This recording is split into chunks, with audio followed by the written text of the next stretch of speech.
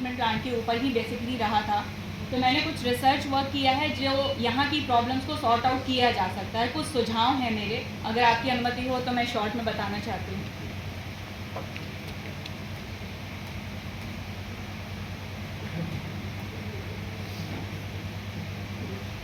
Sir, जैसा कि अभी पोल्यूशन कंट्रोल बोर्ड ने बता दिया है कि कौन कौन से मेजर एरियाज़ हैं। जो सर मेजर एरियाज़ हैं फरक्काबाद के, जो क्लस्टर में इंडस्ट्रीज़ हैं, वो पर्टिकुलर इन्हीं एरियाज़ में हैं जो रेजिडेंशियल एरिया में ही रहती हैं। कुछ अंगूरी बाग और कुछ एरिया ऐसे हैं जो थोड़ा रेजिडेंशियल से अलग हैं। जो बेसिकली प्रोसेस में बाटिक, स्क्रीन और ब्लॉक प्रिंटिंग में यूज़ होती है वो होती है सबसे ज़्यादा सर कपड़े की वॉशिंग, उसमें पानी यूज़ होता है और कास्टिक और डिटर्जेंट यूज़ होता है। उसके बाद वैक्स यूज़ किया जाता है। देन इसमें कलर्स यूज़ किए जाते हैं जो सिंथेटिक होते हैं, ऑर्गेनिक होते हैं। एजो, डाइज, ये सभी synthetic organic colours waste water में बह करके चले जाते हैं, जो कि प्रॉपर यहाँ पे ड्रेनेज सिस्टम की लैकिंग है।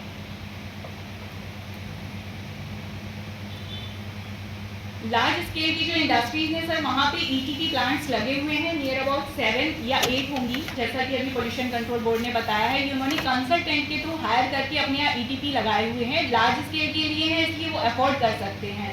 लेकिन सर जो स्मॉल स्केल इंडस्ट्रीज हैं वो ईटीपी अफोर्ड नहीं कर पा रही हैं, तो उनका जो ड्रेनेज सिस्टम है डोमेस्टिक के साथ मिल करके वो उस ड्रेन में जा करके हमारे एसटीपी में जाता है।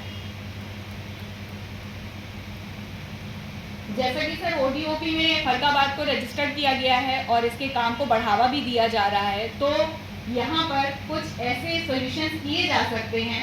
यहाँ पे सर एक बायोटेक पार्क भी सैंक्शन किया गया था, लेकिन उस चीज़ पर अभी तक कोई कार्यवाही या कोई काम नहीं हो पाया है, जिसमें सारे इंडस्ट्रियलिस्ट का जो वेस्ट वाटर था वो वहाँ पे ट्रीट किया जा सकता था। लेकिन ये योजना बायोटेक पार्क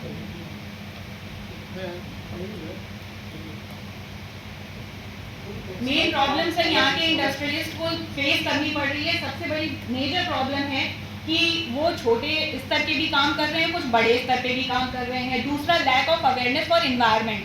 काम तो कर रहे हैं, जैसा कि सर ने बताया कि वो ज़्यादा पढ़े लिखे नहीं है, तो एनवायरनमेंट को क्या पोल्यूशन दे रहे हैं इसकी भी अवेयरनेस कम है।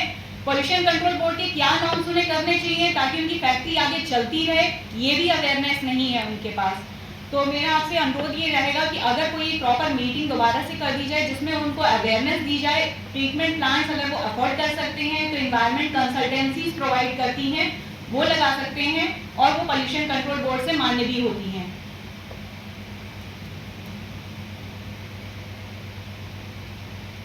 जो सर रॉ मटेरियल्स इसमें यूज होते हैं सबसे ज्यादा detergent, acid, wax, colours, different synthetic organic dyes होती हैं, नाइट्रेट और कास्टिक। ये पोल्यूशन कंट्रोल बोर्ड ने सर ये जो पैथलेट, एजोडाइज, ये हार्मफुल केमिकल्स जो बताए हैं जो हमारे लिए हार्म होते हैं अगर ये पानी में मिल जाए, और यही डोमेस्टिक और इंडस्ट्रियल मिल करके जो गंगा नदी में जा रहा है, जिससे हमारी मृदा प्रदूषण, जल प्रदूषण तो हो रहा है। उसके साथ साथ हमारे पास जो भारी धातुएं होती हैं, सीसा, निकल, क्रोमियम, कैडमियम, ये सभी भारी धातुएं सर नॉन बायोडिग्रेडेबल होती हैं, ये हमारी बॉडी में पहुंच सकती हैं सॉइल के माध्यम से, और तरह तरह की डिजीज जैसे मस्तिष्क, गुर्दे, तरह तरह की डिजीज, ये सब कार्सिनोजेनिक होते हैं, टॉक्सिकोजेनिक होते हैं और जीनोटॉक्सिसिटी क्रिएट करते हैं। जैसे कि सर पोल्यूशन कंट्रोल बोर्ड ने जो नॉर्म्स बताए हैं, इन नॉर्म्स को जो ट्रीटमेंट प्लांट के बाद पानी निकलता है, ट्रीट के बाद पानी निकलता है, ये नॉर्म्स हैं, कोई भी इंडस्ट्री इनको फुलफिल नहीं कर पा रही है।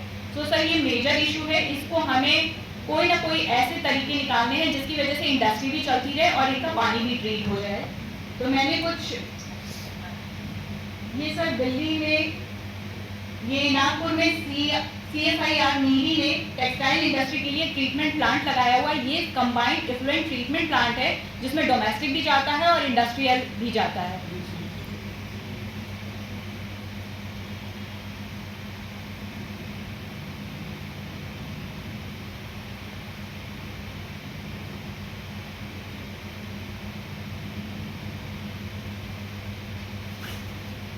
सर नेट नहीं चल रहा है, सॉरी, ये वीडियो नहीं चल पाएगा। फुल पे ही चलेगा, जी फुल पे ही चलेगा। ऐसे ही बता दीजिए। जी सर, मैं ऐसे ही बता देती हूँ। जो sir combined effluent treatment plants होते हैं उनमें हम क्लस्टर बना लेते हैं ड्रेन्स के। जैसे कोई पर्टिकुलर 4 एरियाज हैं जहाँ पर 5 इंडस्ट्रीज हैं, स्मॉल स्केल इंडस्ट्रीज हैं, उनकी ड्रेनेज सिस्टम को कंबाइंड करके हम एक ट्रीटमेंट प्लांट उसी एरिया में ऑर्गेनाइज बना सकते हैं। उसे कहेंगे कंबाइंड इफ्लुएंट ट्रीटमेंट प्लांट, जिससे उनकी फैक्ट्रीज के बाहर एक मीटर लगा दिया जाए जो उनकी वाटर फ्लो जितना आउटलेट निकल रहा है उसको फ्लो के हिसाब से उनकी रीडिंग बने और वो उस तरीके से पे करें जिससे उस CETP का मेंटेनेंस हो सके। कंबाइंड इफ्लुएंट ट्रीटमेंट प्लांट में एक कार्ट्रिज लगती है या एक सेक्शन होता है जो कलर को एब्जॉर्ब करता है। हमारे यहाँ भी ये यूनिट लगी हुई है, लेकिन वो ओवरफ्लो की वजह से डोमेस्टिक और इंडस्ट्रियल दोनों कंबाइंड जा रहा है। 30 mld वाला जो ट्रीटमेंट प्लांट है वो इसी तरह से काम करता है, लेकिन वो ओवरफ्लो की वजह से काम नहीं कर पा रहा है, इसीलिए जो आउटलेट है वो कलर्ड निकल रहा है। वहाँ प्रॉपर तरीके से कलर का रिमूवल होना चाहिए, लेकिन ओवरफ्लो हो रहा है। तो 2 प्रोग्राम्स किए जा सकते हैं, कंबाइंड इफ्लुएंट ट्रीटमेंट प्लांट जिसमें हम अलग अलग एरियाज में छोटे छोटे ट्रीटमेंट प्लांट्स लगा सकते हैं, या फिर हम हर इंडस्ट्रियलिस्ट से मीटर लगा करके उसका चार्ज करके हम अपने CETP को चला सकते हैं जो हमारे STP लगे हुए हैं। स्टडी हुआ है उसके लिए कंबाइंड के लिए प्लेस भी होना चाहिए। वो किसी पर्सनल आदमी का प्लेस होगा, उतना वो देगा नहीं देगा ये भी देखने की जरूरत है।